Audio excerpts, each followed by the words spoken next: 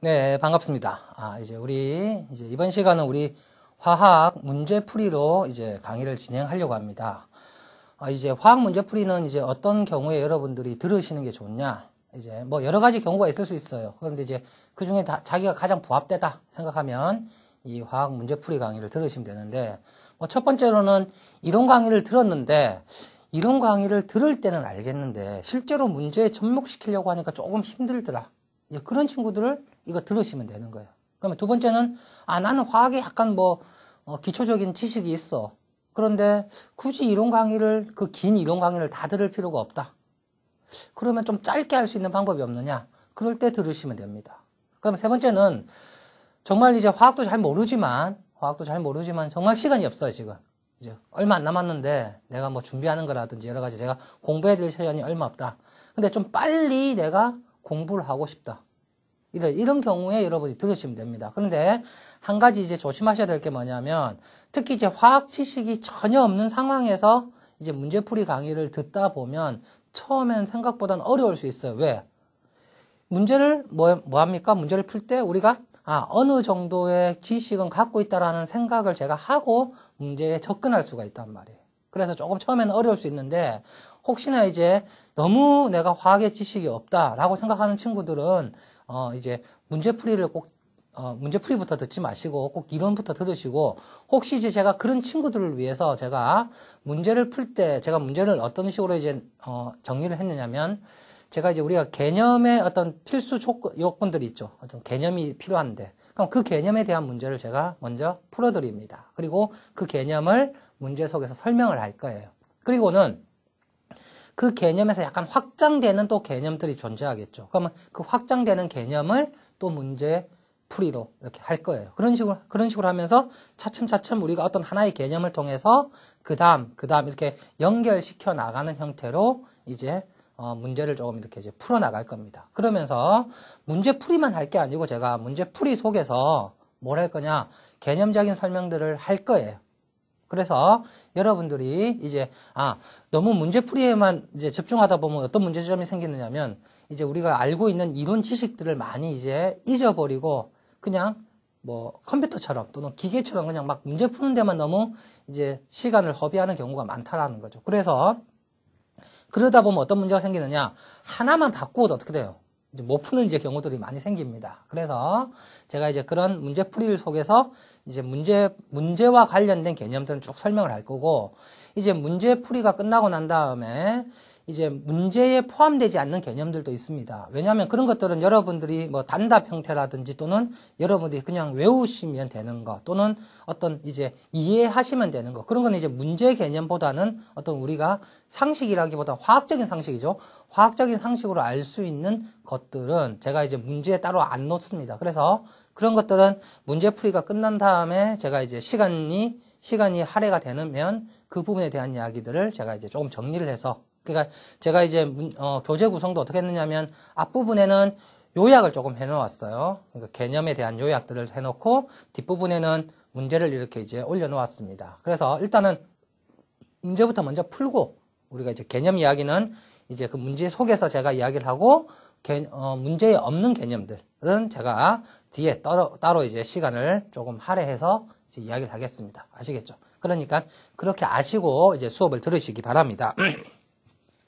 일단 첫 시간이기 때문에 첫 시간부터 너무 어려운 걸 하게 되면 힘들죠. 그래서 제가 이제 이 단원은 제가 이제 어떤 그 개념으로 이제 단원을 만들었냐면, 일반적으로 우리가 대학에서 배우는 강의 있잖아요. 일반적으로 대학에서 배우는 강의의 교재들, 이제 그 단원과 유사하게 제가 이제 만들었습니다. 그래서 그 단원하고 유사하니까 여러분들이 혹시 이제 그 여러 교재들이 있기 때문에, 혹시 이제 대학 교재들이 이제 여러 교재들 중에서 보면 어떤 경우는 약간 이제 단원이 바뀌어 있는 경우들도 있어요. 그럴 때는 여러분들이 이제 바꿔서 보시면 되는 거고, 아시겠죠? 그건 전혀 관계가 없습니다. 왜냐면 화학이라는 게 어떻게 보면 처음부터 끝까지 어떤 순서가 있긴 있어요. 순서가 있지만 여러분들이 그 순서를 너무 따라갈 필요는 없습니다. 물론 첫 부분에는 조금 순서대로 해야 되겠지만 뒤쪽에 가서는 약간 이제 바뀌어도 되기 때문에 그건 문제가 없으니까 여러분이 그건 이해하시고 한번 이제 수업을 들어가 보도록 하겠습니다. 예, 그러면 이제 첫 번째 시간에는 이제 물질에 대한 우리가 이제 화학적인 아주 기초적인 이야기를 제가 하도록 하겠습니다. 그래서 문제부터 먼저 이야기를 조금 하면서 제가 개념 이야기를 할게요. 한번 봅시다. 제가 문제 1번에 뭐라고 제가 했느냐. 순물질과 혼합물의 예를 세 가지 쓰시오. 제가 세 가지씩 쓰시오라고 이야기를 했습니다. 여러분, 화학을 하기 위해서는 첫 번째 문제가 뭐예요, 지금? 순물질하고, 그럼 뭐예요? 혼합물의 예를 지금 묻는 겁니다. 이거에, 얘가 어떻게 되느냐? 이걸 지금 묻는 건데, 화학을 하기 위해서는 일단 화학이라는 건 뭐예요?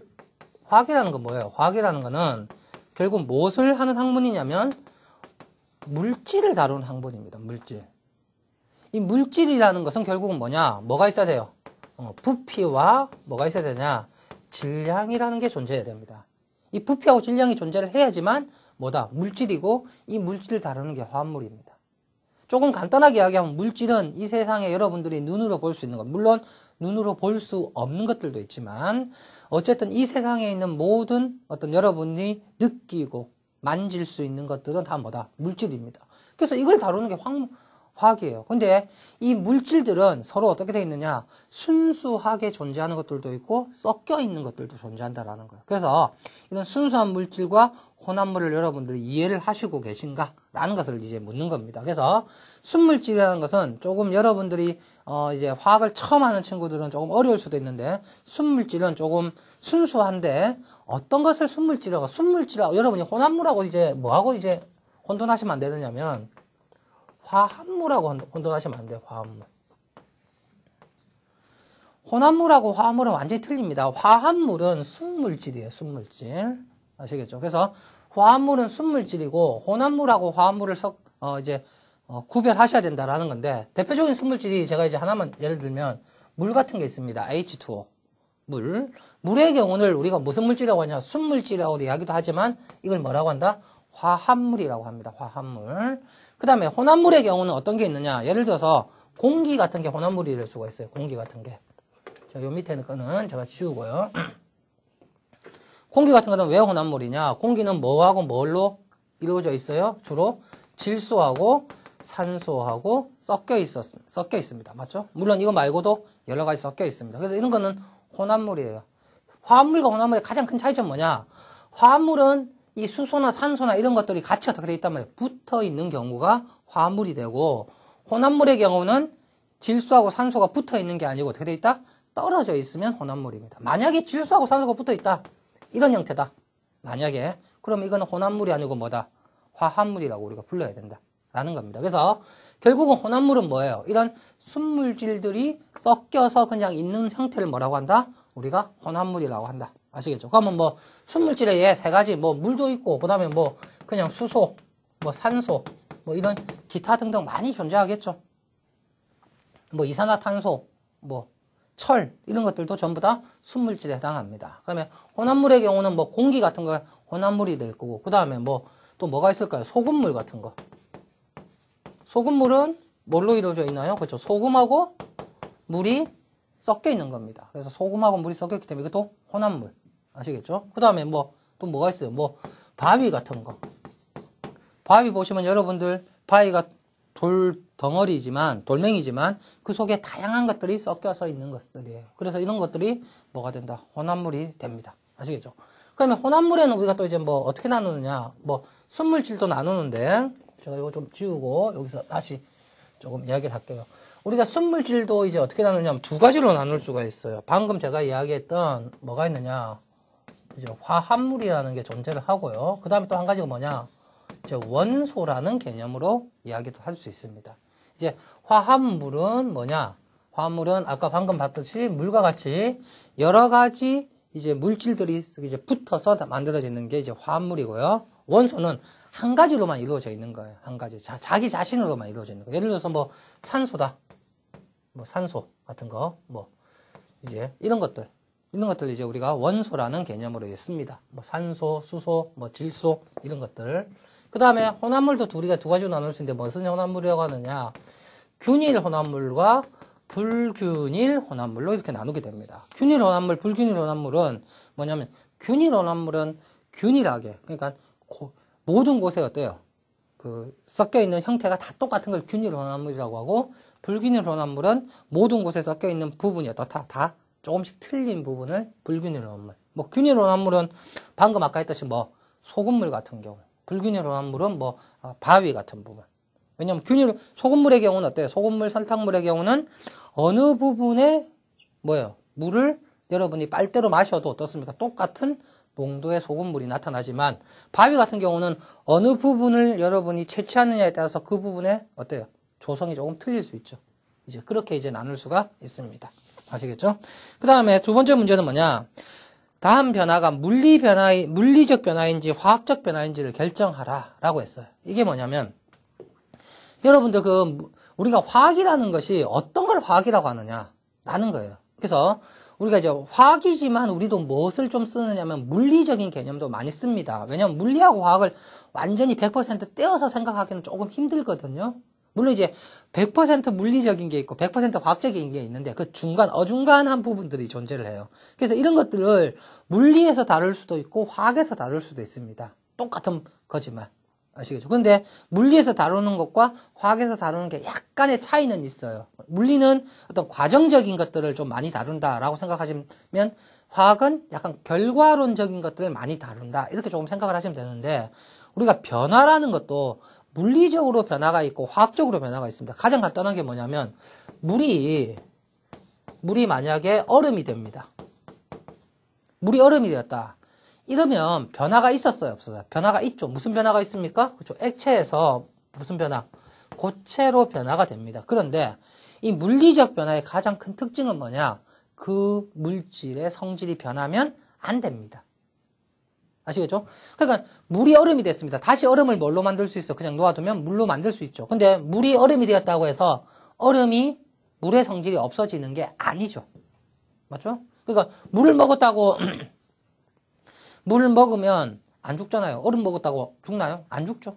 물론 이제 뭐 죽는 거 안 죽는 거 하고 말은 좀 이상하지만 어쨌든 이렇게 성질이 변하지 않으면 그건 무슨 변화라고 한다? 물리적인 변화라고 합니다. 근데 만약에 예를 들어서 이런 경우는 이제 어떻게 되냐? 성질이 변하면 이제 무슨 변화가 되느냐? 화학 변화가 됩니다. 철이 예를 들어서 뭐가 되느냐? 녹슬었다고 합시다. 녹슨철로 바뀌었다고 합시다.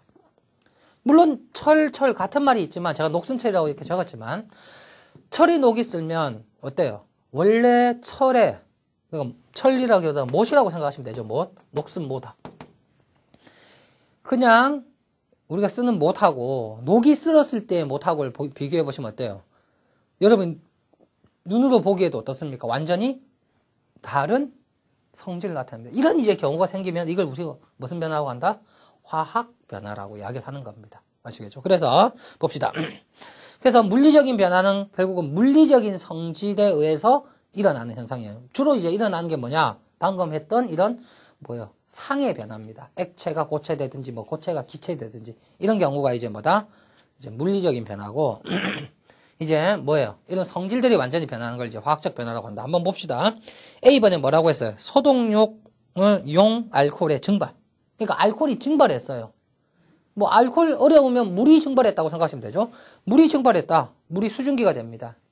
액체가 뭐예요? 기체. 이런 상의 변화만 일어났다. 이런 것을 무슨 이제 그 변화라고 한다? 물리적인 변화라고 하는 거예요. 두 번째는 뭡니까? 램프 기름의 연소입니다. 여러분들 등 같은데 기름을 넣고는 태웠어요. 태우면 뭐가 됩니까? 없어집니다. 완전히 변하죠. 새로 다시 그걸 원래 상태로 만들 수가 없죠, 일반적으로. 그래서 그건 무슨 변화다? 화학 변화입니다. 연소죠, 연소. 이게 만약에 다시 만들 수 있으면 여러분들 기름값이 비쌀 필요가 없잖아요. 기름을 태우게 되면 없어지잖아요. 그러니까 자꾸만 우리가 어떻게 합니까? 기름을 채워넣는 거죠. 그 다음 C에 과산화수소를 사용한 머리카락의 탈색. 머리카락이 탈색이 됩니다. 여러분들 이제 과산화수소라는 걸 통해서 머리를 감게 되면 머리가 색깔이 이제 노랗게 떠는 이제 너무 많이 하게 되면 이제 하얗게까지 이제 가겠죠. 그런데 다시 원래 상태로 여러분들이 변화시킬 수가 없죠. 일반적인 방법을 통해서는. 그래서 이런 것도 무슨 변화다? 화학 변화입니다. 제가 첫 시간이니까 요거에 대한 이야기를 조금만 할게요. 이 과산화수소 여러분들 약국에 가도 쉽게 살 수가 있어요. 제가 어릴 때라고 이야기하니까 제가 너무 늙어 보이네요. 제가 젊을 때, 저희 이제 친구들이 이제 염색을 한다고, 집에서 이제 뭐 돈이 없으니까, 젊을 때 돈이 없으니까 이제 뭐 미장원 가기도 그렇고 해서 집에서 이제 이 과산화수소를 삽니다. 약국 가서. 약국 가면 제가 알기로 한 1,000원, 2,000원이면 사요. 이걸 어떻게 하느냐? 이제 세면기에 이제 풀어놓고는 어떻게 하느냐? 이제 머리를 담궜다가 이제 뺍니다. 그러면 탈색 잘 됩니다. 한 몇십 초만 담궈놓고 있어도, 그러니까 농도에 따라서 틀리지만, 뭐 몇십 초만 담궈놓고 있어도 노랗게 됩니다. 근데 문제점이 하나 있습니다. 이거, 제가 이제, 혹시 여기까지 딱 듣고 이제 끄면 안 됩니다. 끝까지 들으셔야 돼요. 그러고 또 약국 가서 사서 하시면 안 되고, 문제점이 뭐냐면, 이 탈색은 잘 되는데, 문제는 이 머릿결이 완전히 어떻게 되냐, 뒤집어집니다. 어떻다고 해야 되냐면, 제가 뭐 저도 잘, 설명하기 그렇는데, 왜냐면 저는 안 해봤기 때문에, 빗을 빗으면 빗이 안 빗어질 정도로 이렇게 머리카락이 이제 뒤집어집니다. 그래서 꼭 여러분들 머리를 염색을 할 때는 꼭 전문가의 상담을 받으시든지 아니면 전문적인 약품을 사용을 하세요. 왜냐하면 거기에는 이 과산화수소도 들어가 있지만 뭐도 들어가 있느냐, 우리 이 윤기 내고 이 머릿결에 코팅을 해줘요. 그러니까 머릿결이 실제로는 여러분들 어떻게 생겼냐면 비늘처럼 생겼어요. 고기 비늘 아시죠? 고기 비늘 잘 보시면 이게 고기 비늘이 한쪽 방향으로 잘 누워 있거든요. 그렇기 때문에 예를 들어서 누워 있는 방향으로 우리가 빗질을 하게 되면 빗이 잘 넘어갑니다. 근데 반대로 하게 되면 잘 안 넘어가거든요. 그 과산화수소만 쓰면 어떻게 되느냐? 이 비늘이 다 이렇게 일어나게 되는 거예요. 그럼 빗질이 가다가 어떻게 됩니까? 다 걸리죠. 그래서 머리가 일명 사자머리 비슷하게 됩니다. 이렇게 되고 이제 머리를 아무리 감고 린스를 바르고 뭘 해도 어떻게 된단 말이에요? 빗질이 안 됩니다. 그래서 이제 친구들이 그런 이제, 물론 싸게 하려고 하다가 이제 그런 상황이 만들어지는데, 그래서 이제 과산화수소 같은 것도 결국은 뭐다? 화학변화에 이제 속한다. 꼭 아시겠죠? 꼭 또 약국 가서 사지 마시고, 꼭 전문적인 이제 약품을 사시든지 아니면 전문가에게 가셔가지고 꼭 하시기 바랍니다. 예. 그 다음에 D번을 봅시다. 이제 추운 밤에 서리의 생성이에요. 서리라는 게 뭐예요? 얼음 같은 개념이죠. 그러니까 물이 어떻게 됩니까? 추운 겨울이 되면 창문에 이제 이렇게 물이 이제 붙어가지고 얼음처럼 되는 현상입니다. 그거는 액체가 뭐가 되는 거예요? 고체가 되는 현상이기 때문에 이건 무슨 변화다? 그렇죠. 물리적인 변화입니다. 알겠죠? 예. 그래서 이제 이런 것들은 우리가 이제 물리적인 변화, 화학적인 변화. 여러분이 개념을 조금 기억을 하고 계셔야지. 왜냐면 나중에 우리가 화학이라는 뭘 쓰게 되냐면 화학적 변화는 우리가 뭘 해줘야 되냐? 반응식이라는 걸 써야 됩니다. 왜 이게 이렇게 되었느냐라는 걸 써야 되기 때문에 그때 이게 화학적 변화인지 물리적인 변화인지에 따라서 어떻게 되느냐 우리가 쓰는 방법이 약간 틀려져요. 물리적인 변화의 경우는 원래 모양이 변합니까? 안 변합니까? 안 변하죠. 그러니까 예를 들어서 물이 얼음이 됐다고 하면 그대로 물이 뭐가 된 거예요? 그대로 물이 된 겁니다. 물론 나중에 이제 상태를 이제 해야 되지만 그거에 대한 이야기는 우리가 뒤에 가서 이야기를 하도록 하고 지금은 그냥 이렇게 되는데 예를 들어서 철이 녹이 쓸었다. 철은 우리가 이제 보통 Fe라고 하는데 철이 녹이 쓸었다. 철이 아닌 다른 물질이 만들어지겠죠. 다시 얘기하면 철에 뭐가 붙게 된다라는 겁니다. 그러면 여러분이 눈으로 봐도 이거하고 이거는 완전히 어떤 물질이에요? 다른 물질이라는 게 눈에 보이죠. 그래서 이거는 화학 변화다. 알겠죠? 그러니까 거꾸로도 여러분들이 이해를 하셔야 되기 때문에 그 개념을 좀 기억을 하시라라는 겁니다. 그 다음에 이제 3번 문제를 봅시다. 3번부터는 이제 약간 계산 문제가 들어갑니다. 여러분 화학하면 계산이 없을 거라고 생각하는데 저도 이제 저의 예를 들면 저도 처음에는 참 계산하는 게 너무 싫었어요. 그래서 저는 이제 이 전공을 선택할 때 저는 제가 원해서 이걸 했거든요. 저는 물리를 선택 안 하고 화학을 일부러 선택을 했습니다. 왜? 화학에는 좀 계산이 없을 거다. 근데 이게 웬걸요? 화학의 계산 엄청나게 많습니다. 물론 이제 이론 수업을 들은 친구들은 아시겠지만 화학 계산 참 많습니다. 생각보다. 저는 화학에는 미분적분 안 나올 줄 알았어요. 나옵니다. 나중에 뒤에 가면. 물론 많이는 안 나옵니다. 물론 이제 물리만큼 안 나오지만 어쨌든 계산이 많습니다. 그래서 아마 여러분 앞부분에는 거의 여러분 계산 문제들이 참 많을 거예요. 그래서 일단 계산을 해야 되기 때문에 여러분들이 조금 이제 계산이 바로 나오면 너무 힘들어 하는 경우도 있는데 제가 이제 계산할 때도 개념적인 이야기는 충분히 하고 할 테니까 아시겠죠? 너무 부담 갖지 마시고 이제 들으시기 바랍니다. 그 다음에 3번을 봅시다.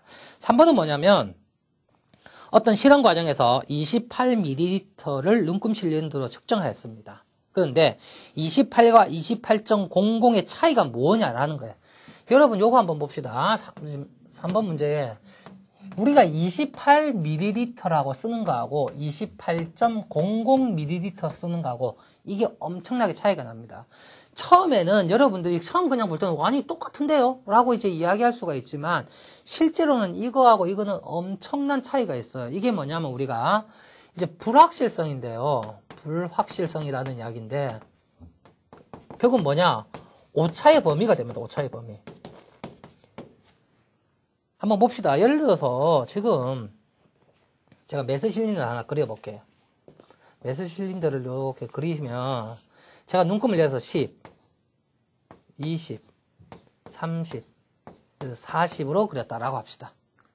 그럼 예를 들어서 여러분들이 만약에 제가 이 정도의 물이 들어가 있다라고 한번 생각을 해봅시다. 이 정도. 그럼 여러분 이거 얼마로 읽어요? 얼마로 읽어야 되겠어요? 좀 어렵습니다. 그럼 일단은 얼마를 읽을 수 있느냐? 20은 일단 정확하죠. 이 자는 앞에. 왜? 일단 20보단 크니까. 근데 20과 30 사이쯤 됩니다. 얼마 정도 될까요? 대략 한 24쯤 되는 것 같다. 이렇게 적을 수 있습니다. 이제 문제가 뭐냐? 바로 이 숫자예요. 이 4자는 정확한 숫자입니까? 아닙니까? 정확한 숫자가 아닙니다. 여기서는. 아시겠죠? 왜냐면 이 4자가 여기가 산지, 온지, 3인지 어떻게 알아요? 정확하게 모른다는 거죠. 그러니까 이 마지막 글자가 뭐가 돼버리느냐? 불완전한 숫자가 되는 겁니다. 그러니까 정확한 수는 무슨 숫자밖에 없다? 바로 이 20이라는 숫자밖에 정확하지 않습니다. 그러면 제가 여기에 만약에 이제 뭘 해보느냐?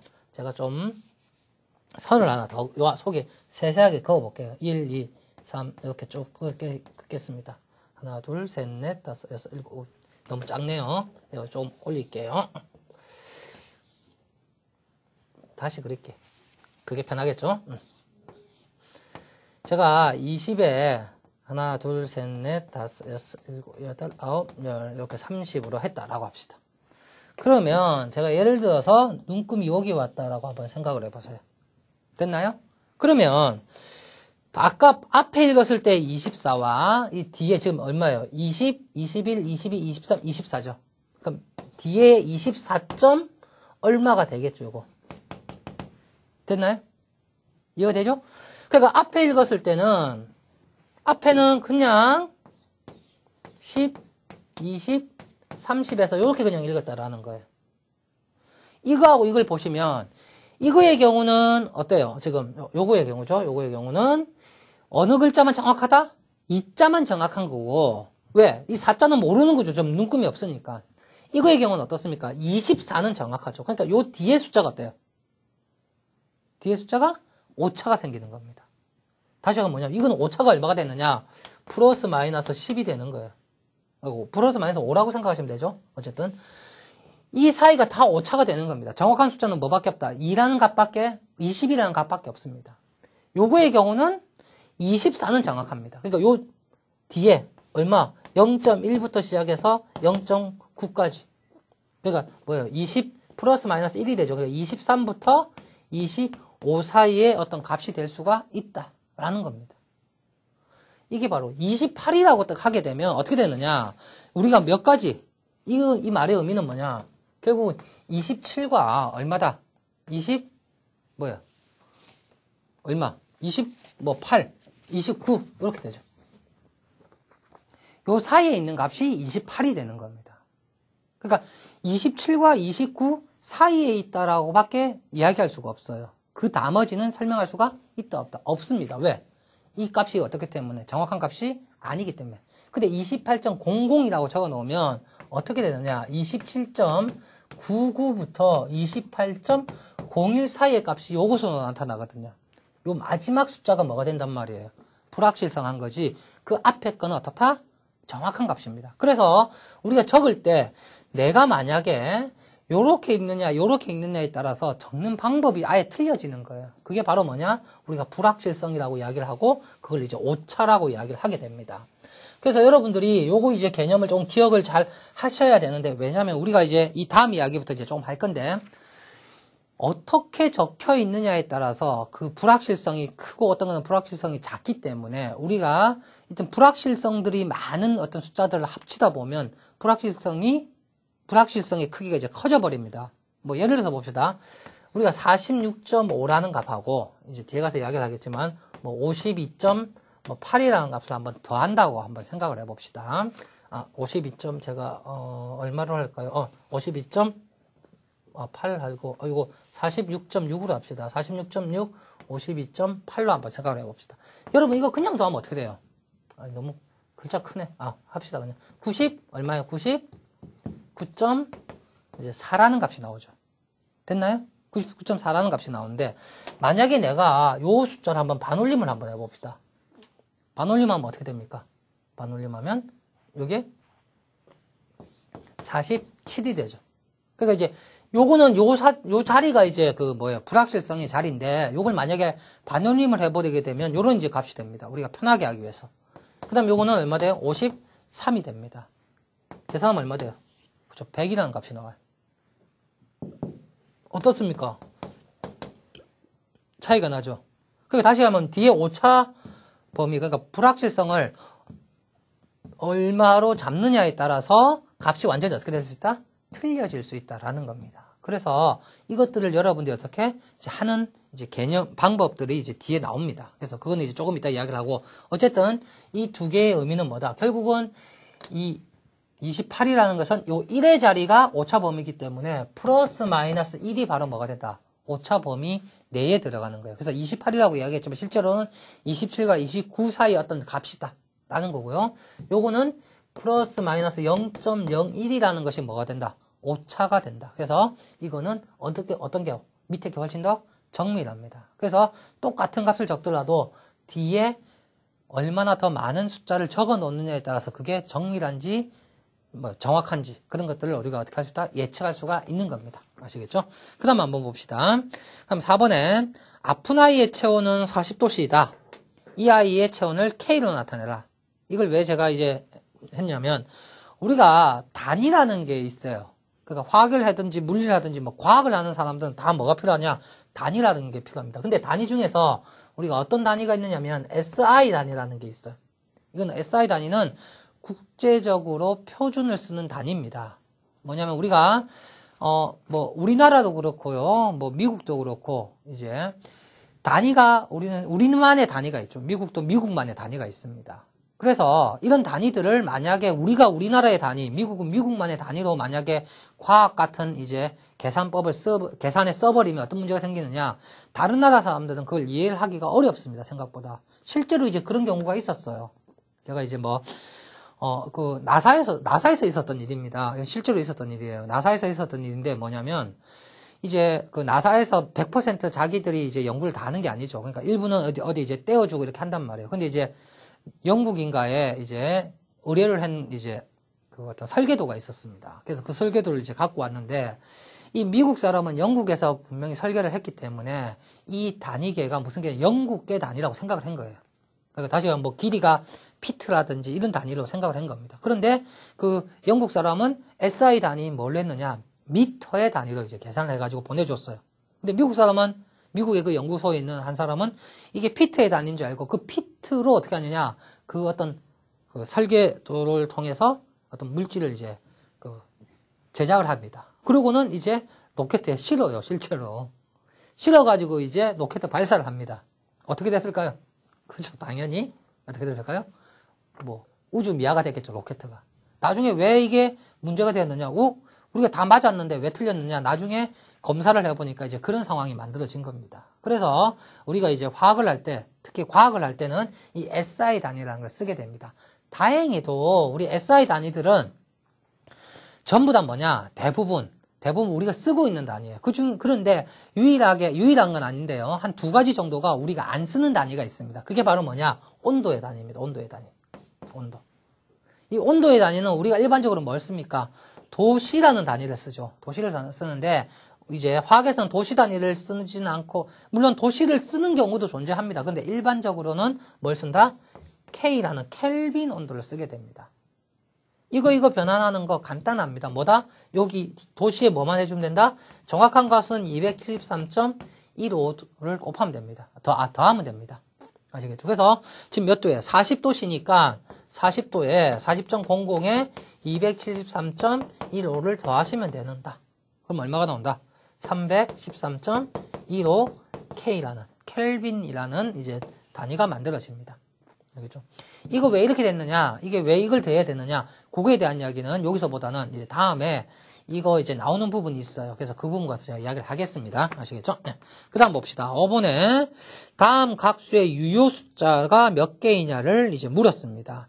우리가 아까 앞에서 이 측정의 오차라는 것이 존재하기 때문에 우리가 이걸 이제 어떻게 이제 계산을 하게 되느냐면 유효 숫자라는 개념을 통해서 우리가 어떻게 하느냐? 이런 오차를 최소한으로 줄이게 됩니다. 더하기나 빼기나 이런 걸 하기 위해서. 그래서 유효 숫자를 이제 어떻게 하느냐. 그거에 대한 이야기는 제가 그 앞에 이제 요점 정리한 부분에 이제 제가 조금 간략하게 적어 놓았어요. 그래서 그걸 보시면서 여러분들이 이해를 하시면 되는데 일단은 뭐다? 항상 0이 아닌 숫자들은 무조건 유효 숫자입니다. 그래서 0이 아닌 숫자가 있으면 일단 그거는 뭐다? 유효 숫자입니다. 그래서 일단 A번에는 일단 몇 개는 최소한 돼야 돼요. 그죠? 3개죠. 3개인데 이제 그 다음에 0을 조심하셔야 된다. 0만 어떻게 한다? 여러분이 조심해서 보시면 된다. 그래서 그것들에 대한 예를 제가 쭉 했었어요. A번의 경우는 3개가 아니고 실제로는 몇 개다? 4개죠. 왜? 0.04760 숫자 뒤에 있는 거는 뭐예요? 유효 숫자가 됩니다. 그런데 여기서 조심할 거는 소수점 뒤에 있는 0은 뭐가 됐다? 유효 숫자가 되는 거예요. 아시겠죠? 그 다음에 1.000003 0003이죠? 이거의 경우는 숫자와 숫자 사이에 있는 0은 무조건 유효 숫자입니다. 그래서 몇 개다? 5개가 된다. 그 다음에 C번 봅시다. 4가 1개.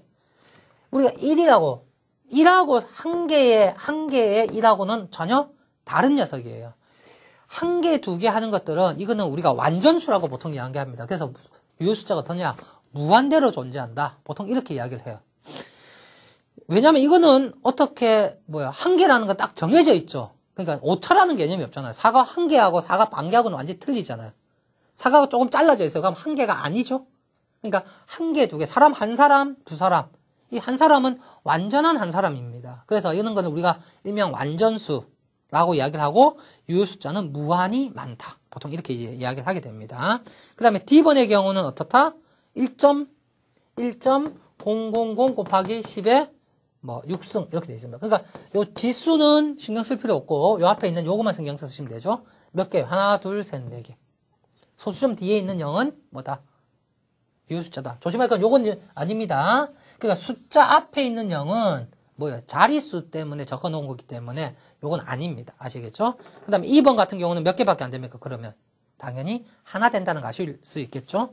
그 다음에 F번을 봅시다. 이 F번이 이제 문제입니다. 그래서 우리가 이제 F번 같은 것들을 어떻게 하느냐? 우리가 이제 이렇게 절대로 표시를 안 합니다. 뭐예요? 지금 요거죠? 요 점이 아니고 이제 그냥 컴마죠. 만입니다. 만은 유효 숫자가 몇 개냐? 이거 알 수 없습니다. 1개도 아니고 2개도 아니고 3개도 아니고 4개도 아니고 5개도 아닙니다. 그래서 이런 이제 딱 떨어지는 숫자들은 주로 어떻게 우리가 표시하냐? 이 위에 것처럼 표시를 해요. 예를 들어서 이걸 1.0000 곱하기 10의 4승으로 표시하면 유효 숫자가 몇 개가 되는 겁니까? 하나, 둘, 셋, 넷, 5개가 되는 거고요. 예를 들어서 이걸 1.000 곱하기 10의 4승으로 하면 몇 개요? 4개. 1.00 곱하기 10의 4승으로 하면 몇 개요? 3개. 이런 식으로 되는 거예요. 만약 이걸 1 곱하기 10의 4승으로 했다. 그럼 몇 개 됩니까? 하나밖에 안 되는 거예요. 그래서 이런 뒤에 딱 떨어지는 0으로 떨어지는 숫자들은 일반적으로 어떻게 표시를 한다? 이렇게 지수화해서 표시를 많이 합니다. 아시겠죠? 그래서 그걸 기억을 하셔야 됩니다. 그래서 왜 이걸 1.000 곱하기 10의 6승으로 적어 놓았느냐? 그 이유는 뭐 때문이다? 유효 숫자, 다시 하면 제일 마지막 요것만이 뭐가 되기 때문에 오차가 된다는 것을 여러분한테 이해시켜 주기 위해서 그런 겁니다. 이렇게 적어 놓으면 뭐가 오차가 되는 거예요? 여기 오차가 생기는 겁니다. 이렇게 적으면 여기 오차고요. 이렇게 적으면 여기 오차가 되는 거죠. 오차 범위. 이건 오차 범위가 플러스 마이너스 1, 이건 오차 범위가 플러스 마이너스 10, 이건 오차 범위가 플러스 마이너스 100이 되는 거예요. 이거는 오차 범위가 플러스 마이너스 만이 되는 겁니다. 이렇게 이제 되는 거기 때문에 우리가 어떻게 하자? 이 유효 숫자라는 개념을 이제 이야기하기 위해서 이렇게 이제 해놓은 겁니다. 아시겠죠? 그 다음에 6번은 뭐냐? 6번은 금으로 추정되는 질량, 조각의 질량하고 부피를 통해서 이것이 금인지 아닌지를 확인해 보자. 이게 뭐냐면 우리가 이런 단위들을 뭐 알 수 있느냐면 제가 이 문제는 뭐 냈냐면 이건 뭐 어려운 문제도 아니에요. 이 단위들을 어떻게 할 수 있냐면 우리는 단위를 조합을 할 수가 있습니다. 단위를 조합을 해서 뭘 만드느냐? 새로운 어떤 단위를 만들어내요. 근데 그 새로운 단위라는 걸 왜 만들어내느냐? 우리가 과학적으로 쓰기 어떻게 하기 위해서 편하게 좀 하기 위해서 그런 겁니다. 가장 대표적인 단위가 뭐냐? 여러분 속력이라는 단위예요. 속력이라는 단위는 뭐 없던 게 생긴 게 아니고 기존에 있는 SI 단위를 약간 변화시킨 겁니다. 속력의 단위는 뭐예요? 미터 퍼 세크입니다. 다음 다시 한번 뭐예요? 미터. 길이를 뭘로? 시간으로 나누어 준 걸 우리가 뭐라고 하죠? 속력이라고 합니다. 그래서 길이하고 시간만 있는 어떤 값이 있다. 그럼 뭘 만들어낼 수 있다? 속력이라는 것을 만들어낼 수 있다라는 겁니다. 화학에도 그런 것들이 좀 존재해요. 그래서 그건 뭐냐? 가장 대표적인 게 뭐냐? 밀도입니다. 밀도는 어떻게 구한다? 밀도는 어떻게 구한다? 부피분의 질량입니다. 그래서 밀도는 부피분의 질량이기 때문에 이 부피분의 질량을 통해서 이 밀도를 찾아내면 돼요. 이제 금으로 추정되는 게 얼마예요? 제가 얼마로 했어요? 제가 부피가 얼마입니까? 2.4이고 질량이 얼마예요? 25.5다. 그럼 이거 그냥 계산하면 되죠. 그럼 얼마가 나오느냐? 10.5가 나옵니다. 근데 이 뒤에 단위가 뭐냐? 단위가 어려운 게 아니죠. 요거의 단위가 뭐였어? 그람이고 요거의 단위가 세제곱 센티미터니까 그람 퍼 세제곱 센티미터. 바로 이것이 무슨 단위가 돼요? 그렇죠? 밀도의 단위가 되는 겁니다. 아시겠죠? 그 다음에 요거는 10.5라는 값이 나왔기 때문에 뭐가 아닙니까? 순수한금이 아닙니다. 왜? 순수한금의 밀도는 얼마냐? 19.3이에요. 이게 이제 누가 한 거예요? 이 아르키메데스가 이제 유레카라는 것을 이제 할 때 했던 거죠. 아르키메데스가 어떻게 했습니까? 왕이 막 왕관 어떻게 했어요? 이게 진짜인지 가짜인지 알아내라 했습니다. 중요한 건 뭐냐? 왕관에 어떤 뭐 문제가 생기면 안 되죠. 왕관을 녹이면 됩니다. 왕관을 녹여보면 진짜 금인지 아닌지 알 수 있어요. 근데 문제는 뭐냐? 만약에 녹였는데 진짜 금입니다. 그럼 이제 왕관이 없어지는 거죠. 그럼 문제가 생기는 거. 가짜 금이면 다행인데. 근데 이제 그걸 어떻게 했습니까? 이 사람이 질량과 부피와의 관계를 통해서 이 사람이 진짜 왕관이 진짜 순수한 금인지 순수한 금이 아닌지를 여러분이 알 수가 있었습니다.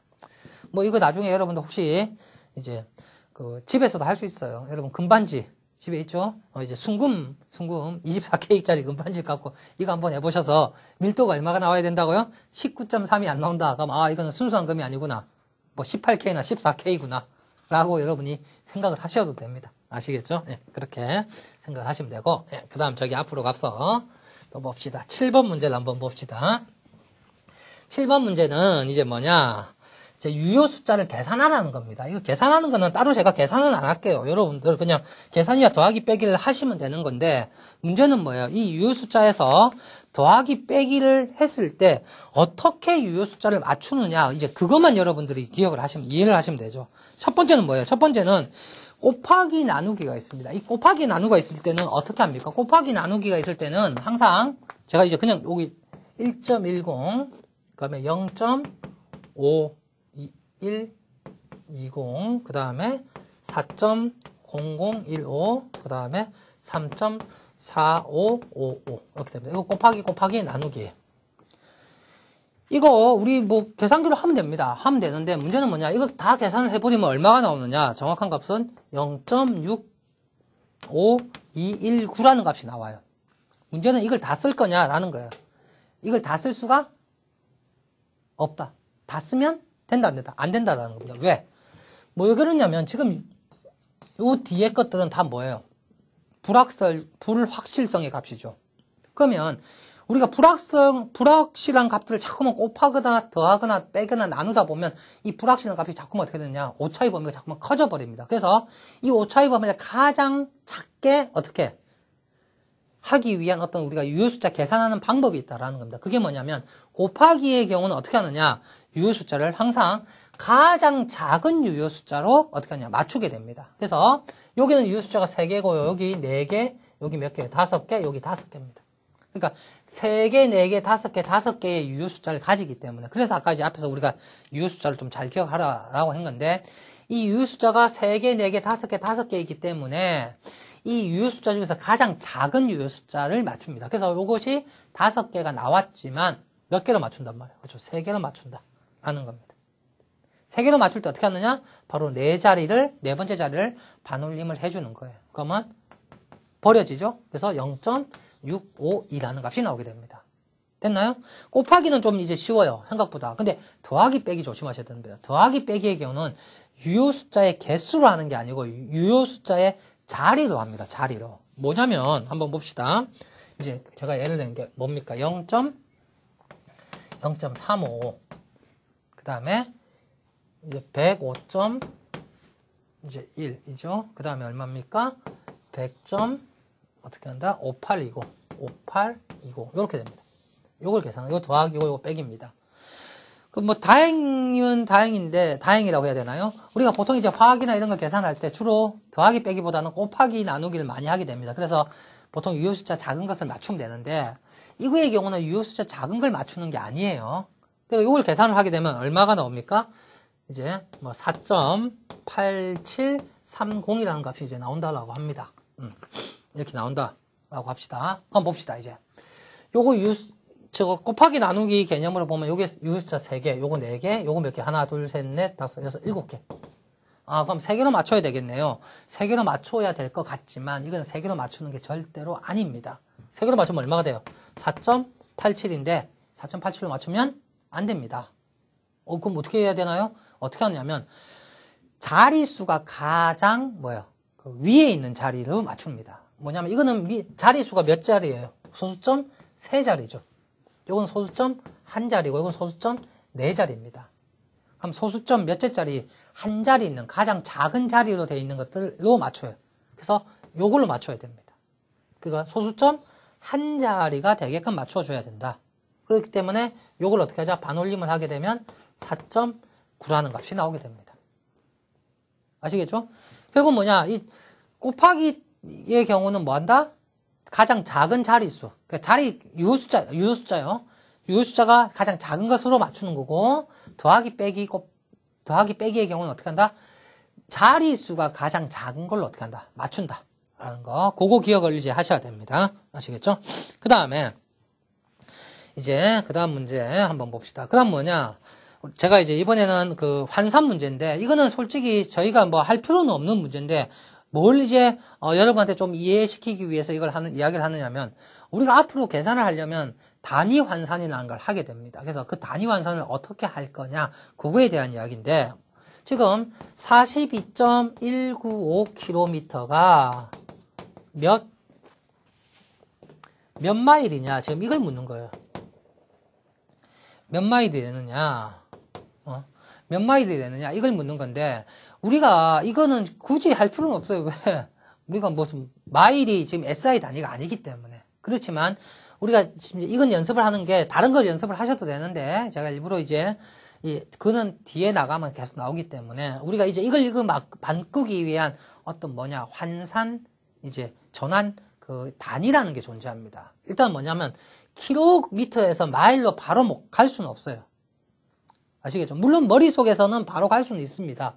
계산기로 하면 바로 갈 수 있어요. 그런데 바로 갈 수 없기 때문에 우리가 어떤 전환 단위들이 필요하냐면 일단은 SI 단위로 갔다가 그 SI 단위가 다시 이쪽으로 가야 되거든요. 그게 뭐냐면 일단은 킬로그램과 뭐의 상관관계를 여러분들이 이해를 하셔야 되냐?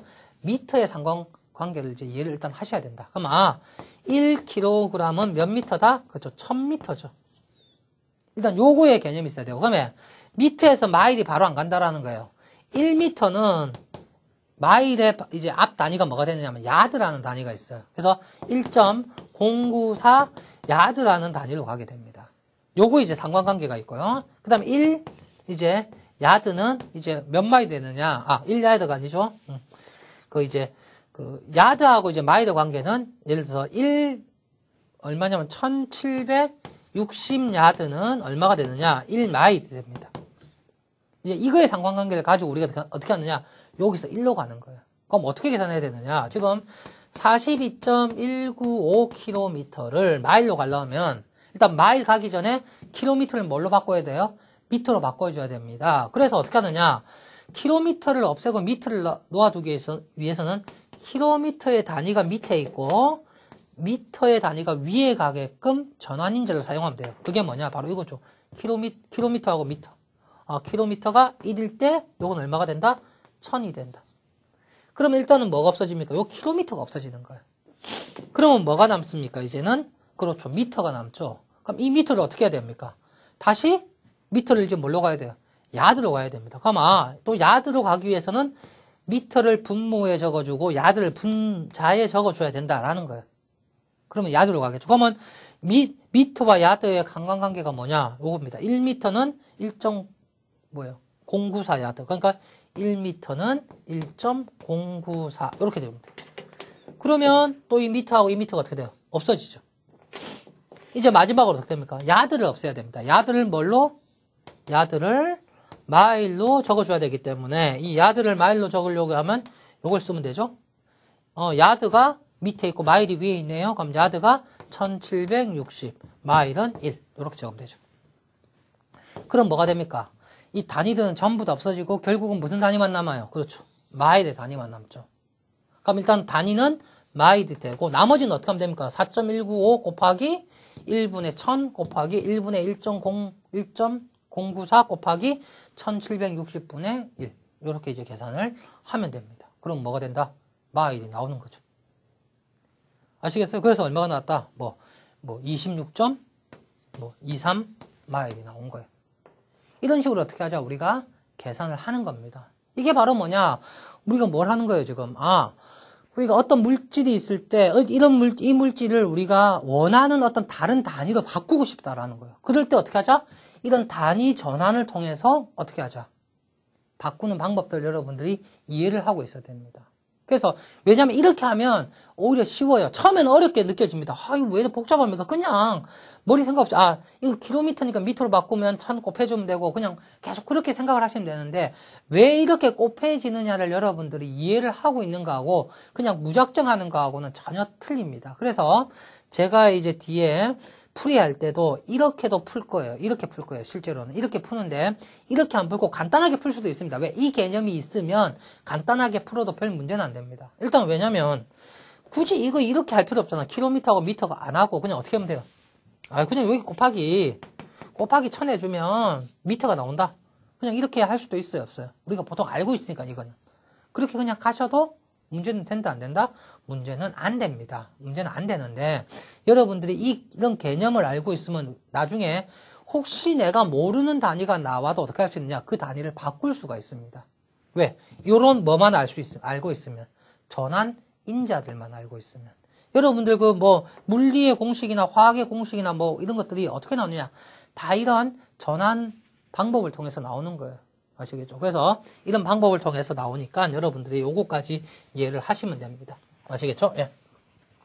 자, 이렇게 해서 이제 제가 첫 시간 이제 강의는 마치려고 하는데, 첫 시간에서 일단 중요한 건 뭐냐? 여러분들이 제가 이제 앞에 요점 정리한 거 여러분들이 그냥 읽어보시면 되고, 대부분 이제 그 이야기는 이제 앞에 제가 이제 놓아뒀는데, 그 부분에서 이제 여러 가지 순물질이 뭐냐, 혼합물이 뭐냐, 그러면 물리적인 성질, 물리적인 변화, 화학적인 성질, 화학적인 변화가 뭐냐, 이런 것들 이제 이야기들이 주로 이제 하는 거고, 그 다음에 이제 요 1장에서 중요한 거는, 뭐다? 우리가 유효 숫자 개념을 통해서 어떻게 계산할 거냐, 그게 첫 번째 중요한 거고, 두 번째 중요한 건 뭐다?